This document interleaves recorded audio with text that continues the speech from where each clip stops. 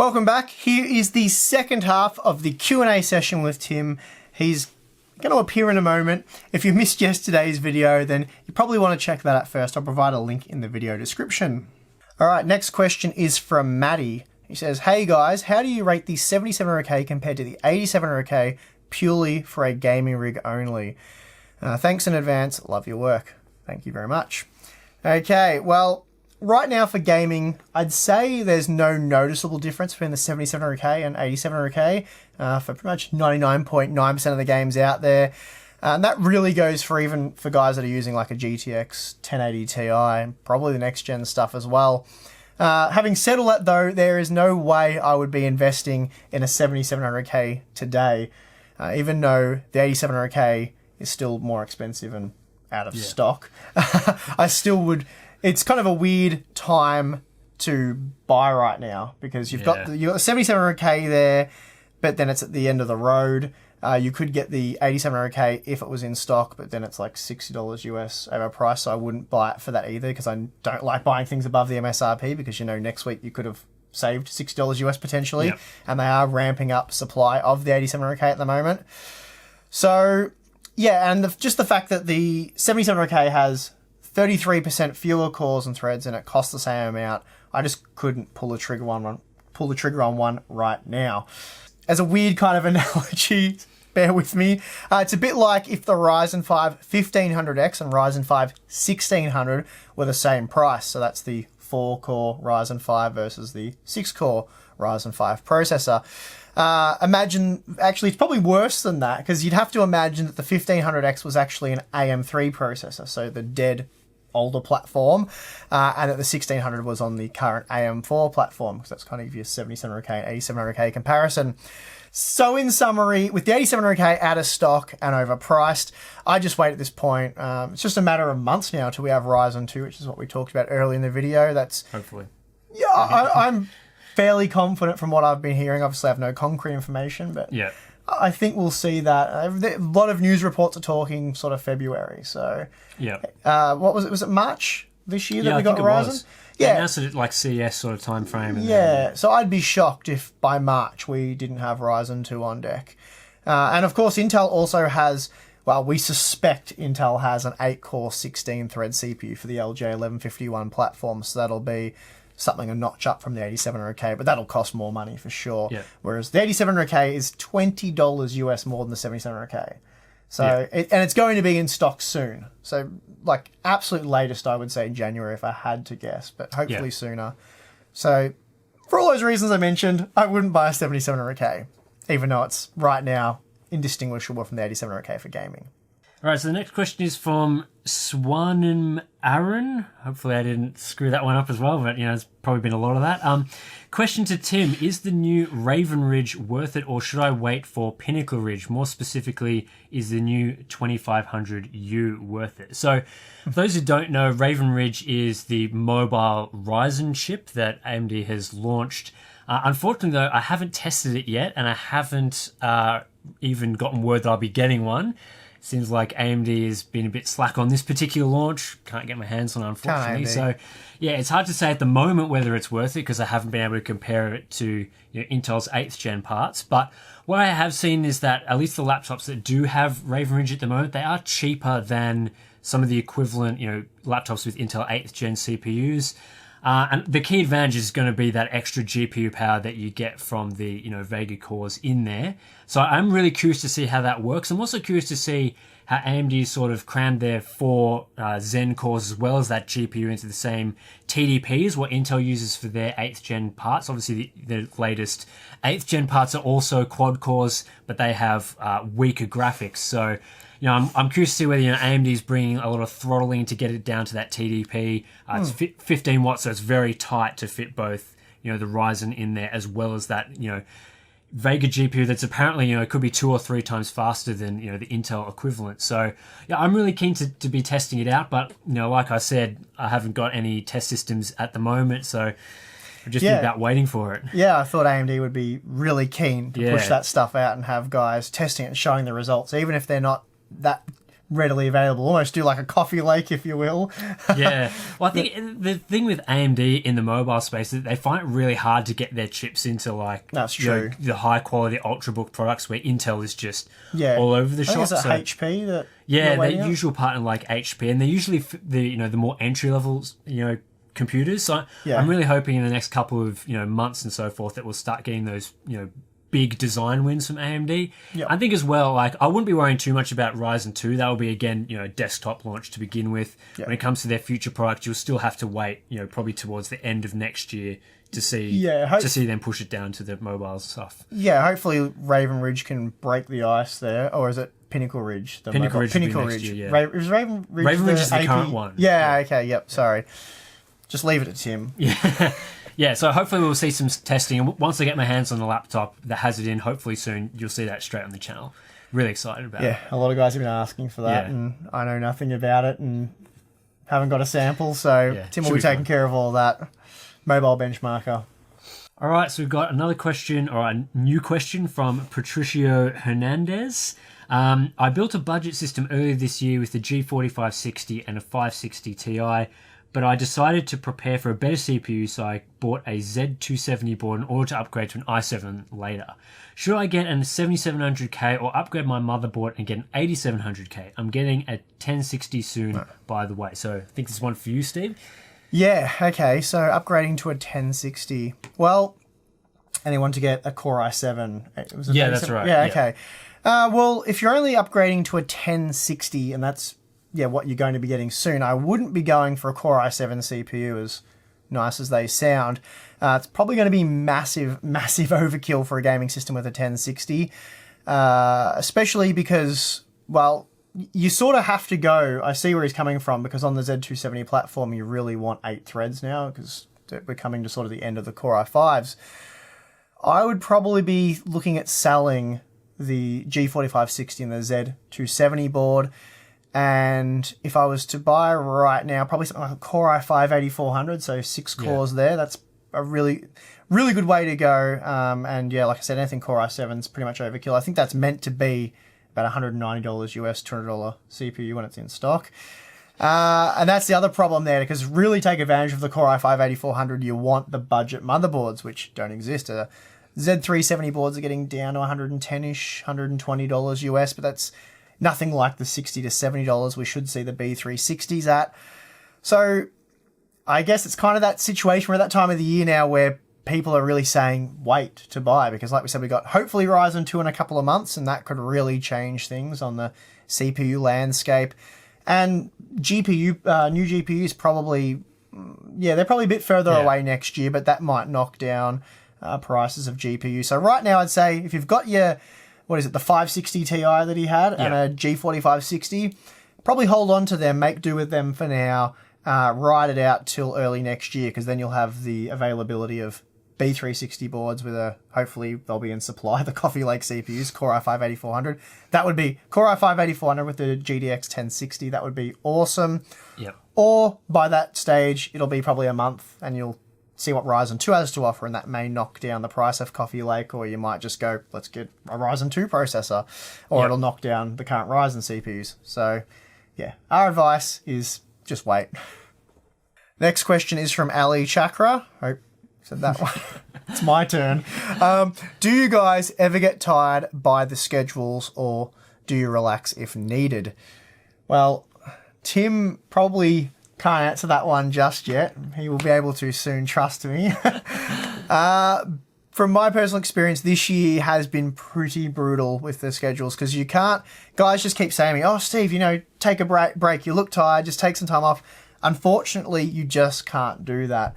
YouTube doesn't allow it. Breaks are not allowed. You really have to be doing content pretty much every day at this point. It's sad reality. If you don't, you just don't go anywhere. So if you want people to watch your videos and be able to do this full time, you got to pump the content out and you got to keep doing it.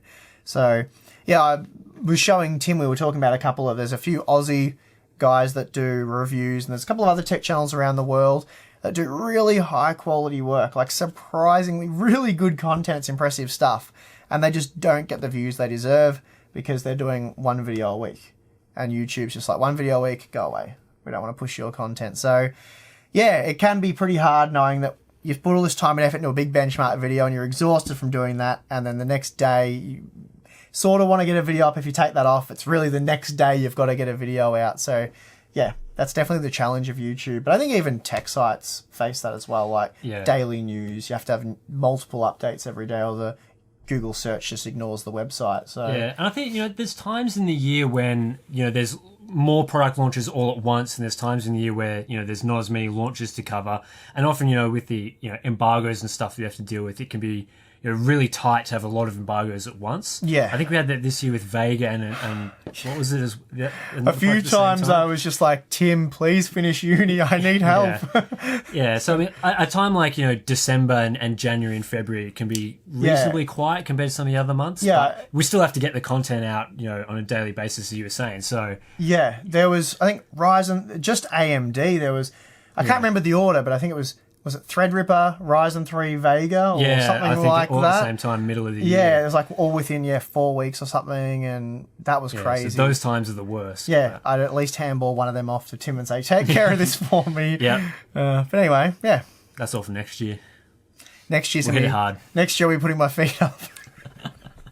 All right, so next question we have here is from Abe. What would you say the expected lifespan is of an R5 1600 GTX 1070 8GB? High settings at 1080p. Okay. Well, I'd say the R5 1600, so that is the CPU, the 6-core 12-thread CPU, that should really be good for many, many years to come. I can't even imagine a future where a 12-threaded CPU is being overwhelmed by games. I mean, we're really struggling to kill the quad cores at this point. Yeah. So yeah, I'd be shocked if it's within 5 years that the Ryzen CPU is really, really struggling or being overwhelmed by games, but let's hope that it is sooner. As for the GTX 1070, well, 1080p gaming, that thing is a beast at, really. You'd be really looking at like 144 hertz, like which we were talking about earlier. So I think the 1070, at least a couple of years, at least 2 years of, and that's, at high settings. I think that was the question, wasn't it? At high settings.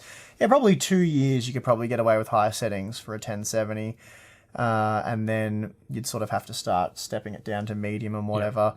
But again, there's so much that depends on driver optimization, doesn't it? Which we've seen. So it depends how aggressively NVIDIA pursues Pascal driver optimization. We've seen that Maxwell has aged incredibly well. I did a video that was probably on the channel a few days ago, and that was a revisit of the 980 Ti, and that has aged incredibly well. Still hanging in there with the 1070, which is where it was on the 1070's launch.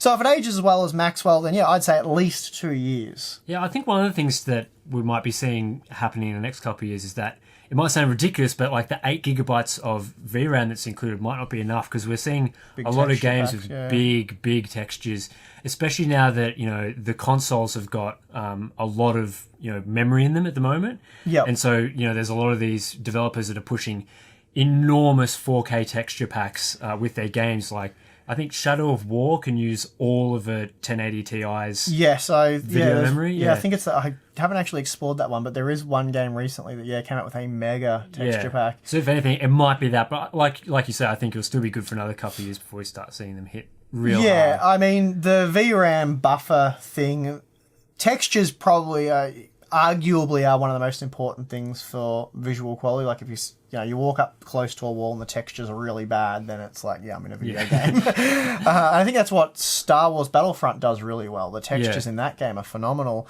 So it'll still perform well. You get higher frame rates if you do just turn the things that are eating up that VRAM buffer. And that's the same thing we saw with the Fury X. The Fury X and its 4 gig VRAM buffer now just gets smoked in so many games. It's just inadequate. But again, if you turn those memory hungry settings down, then the Fury X will come to life. So it depends on what you're willing to compromise on. And I always say that to guys, like, if you're buying hardware now and you're still expected to be kicking some serious backside in 2 years' time, then no. But if you're willing to compromise a little bit, then yeah. All right, next question is from Rodrigo Gasacon. When will you ever get a proper knife for the unboxing boxes videos? Yeah, Steve, when are you going to get something that actually cuts things? What are you talking about? I'll cover the brand name, because what are you talking about? You've been struggling recently with opening up the boxes. maybe the guys have a point. This knife is pretty bad. You need a proper box cutter. I'll wait till actually I'll use a proper knife when someone sends me one. So that's my way of scamming a free knife from our audience. Yeah. But for that, I'll actually have to set up a PO box. So Yeah, I haven't. got to watch out for customs as well, sending you knives. Is that something you can do? I don't know. I think I've seen a few Aussie YouTubers, not tech YouTubers, but get knives that they unbox. So all right, well, give our customs a shot. And see how they go. Test the boys out. Okay, the next question is from Kevin H. Or H. Yeah, it's a thing that always comes up. Anyway, soft tubing seems easier, but hard tubes are much more aesthetically pleasing. Indeed they are. Is there anything I should be wary of before deciding to try a custom loop for the first time? Or specific tips if I go hard tubing? Well, yeah, that's a tricky one. First of all, liquid cooling in general, whether you do I suppose the soft tubing is much, not talking about difficulty here, just price-wise, it's a lot cheaper, I think, or they're both pretty pricey, really, once if you get a big radiator and a good pump and that, you're looking at plenty of dollars. So basically, I guess what I'm getting at is liquid cooling in general, the custom stuff, not the all-in-one stuff. If you're thinking of doing custom liquid cooling, have plenty of money. It's really expensive. So basically, work out all the parts and how much you'll need and tack on another 50% probably for a first timer, because it can be expensive, and of course you do run the risk of having leaks which can damage components. The hard tube stuff does look amazing. As you can see here, it looks pretty cool. I've done a few builds. Depending on how good you are with all that sort of stuff, like the bending of the tubes and that, I don't find it too difficult, but I do a lot of hands-on building type stuff, and I've done a lot of plumbing and that, not saying that they're exactly the same, but similar. Yeah, both have pipes with water in them, so same thing. It's definitely a lot harder, but the main thing is it's just wildly impractical. So I've got a couple of test systems with soft tubing, and you can stick the block on, you change the CPU, you rip it off, and they're pretty durable. I throw the block around and stuff, changing CPUs. I've never ever had a leak. The fittings these days are really good. And they're just flexible. You can change your CPU, you can change your graphics card or whatever. I mean, if there's a block attached to the graphics card, at least you can still take it out. If there's a problem or something, or you're trying to diagnose something, you can take the graphics card out and at least hang it out of the system. With hard pipes, you got no wriggle room. So if you wanted to change the CPU, now you got to drain the whole system, actually physically take the pipes out and take it apart. So it's a nightmare, really, in that sense. It's great for show and that. I don't know. I mean, my personal rig is that Core P3 one we built on the channel, and thankfully nothing's gone wrong with that. So, but yeah, as someone that uses my PC for gaming and all that, I don't really know if I'd bother with the hard pipe. Like a one-time thing. You put your hard pipes in. Yeah. Don't plan on upgrading. You're going to have to build a whole new system unless you want to mess around. And then if it is a gaming system, you have a couple of problems that you've got to try and diagnose. It's just a nightmare because you can't take components out to swap things in or whatever. So, probably went a bit generic with my response there. But yeah, I would definitely go for soft tube the first time. Sort of acclimatise yourself to custom liquid cooling that way. And then if you're very confident with that and you know all the cons and pros, the only real con is it looks cool, the pros are everything else, then try the hard tube stuff. I think you said pros and cons around the wrong way. Con, pro, con, whatever. Yeah. They know what I meant. All right, a question here from Sumit Bainola. Oh, God. I give him the hard ones. All right. What you like to do other than PC and technical things? So, yeah, interesting question. I had to think about this one for a little bit because most of the stuff that I do is the PC and technical things. I think I'd probably count gaming in that, which is something I do a lot outside of work sort of stuff. But you're blurring the line. Yeah, it's a bit of a blurred line there. Apart from that, you've probably seen the back of some of my sets. If you watch my video, I tend to build a lot of Lego, that sort of thing. It's nice and relaxing to do that, I think. Gets my mind away from work. And I watch a fair bit of sport as well. So not too much playing it because I'm just awful. But watching on TV, that's why I like to do that side of this. What about you? I guess I could answer it kind of twice because there's quite a big age gap between Tim and myself. So when I was your age, I would have struggled to answer it as well. I played a fair bit of sport, certainly more than I do now. What sport? Inline hockey. Okay, so you good? all right. That's pretty Okay, good. yeah. Yeah, no, I really enjoyed that. That was awesome. I'd still love to play it, but it was a bit brutal on the body. Yeah. So, when I was your age, it wasn't so bad. But now you take a hit like that and you're gone for a few weeks, if not longer.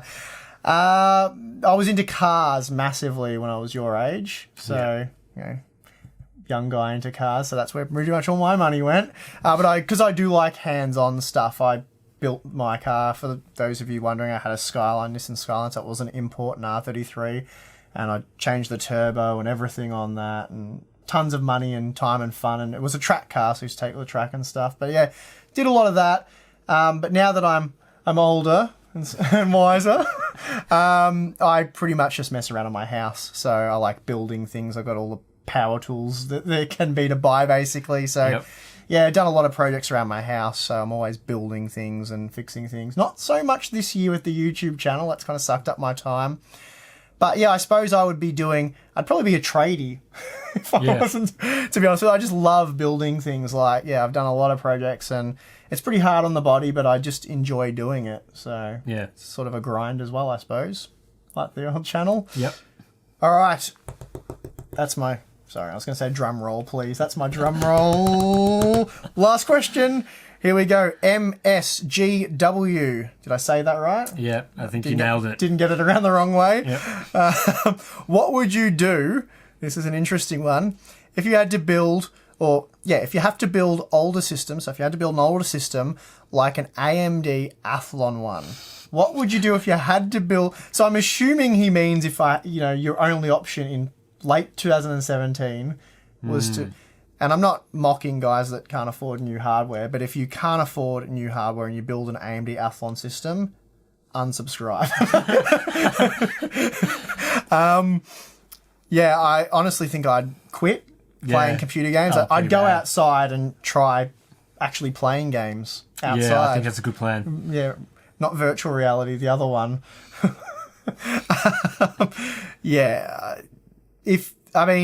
If you're on a really tight budget, it's kind of like the AMD APU, I've even got the name, it was so terrible. I think it was the A12 9800.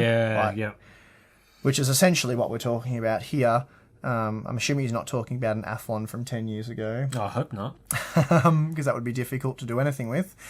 But yeah, if you're on a really tight budget, buy secondhand. Again, Brian from Tech Yes City does awesome secondhand builds for we're talking $100, some are less. You get great deals on stuff on Gumtree in Australia, eBay. Yeah, I've seen Craigslist. like Ivy Bridge Core i5 systems with a graphics card that will play things like Rocket League and Quake Champions and all those games with reasonable settings. Dirt cheap, yeah. $50 to $100 with monitor, keyboard, the whole lot. Yeah, people just...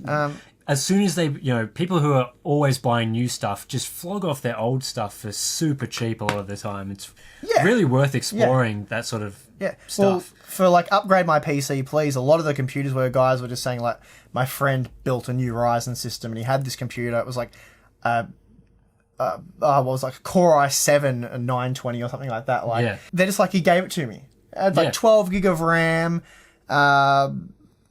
GTX, some of them are 970s and stuff, and that's a good gaming system. That's a great get for free. Yeah, so there's stuff out there, and just like you say though, when people are done with a computer, they just want to get rid of it. Take this away; it's taking up space in my house. Heavy, so get rid of it. Sort of so look at secondhand. There are cool deals to be had, and even then, if you buy Brian basically goes and buys a heap of completely junk systems for $5 that don't work, and then you might get a power supply from that one. The motherboard might be good than that one. You get a CPU from there, and you piece it all together. So that's a cool way of getting a cheap system.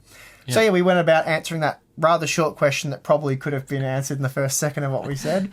Well, that about wraps up all the questions I think we have time for, because this video's probably been pretty lengthy as it is. But we got through a lot of questions. There were a lot more we didn't, but thank you guys for asking all the questions, and Tim and I will probably do these on a regular basis now, I think. At least do it. Probably a monthly thing, I think.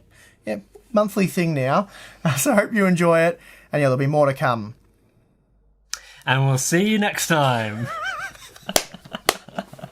Nailed it. Oh my God.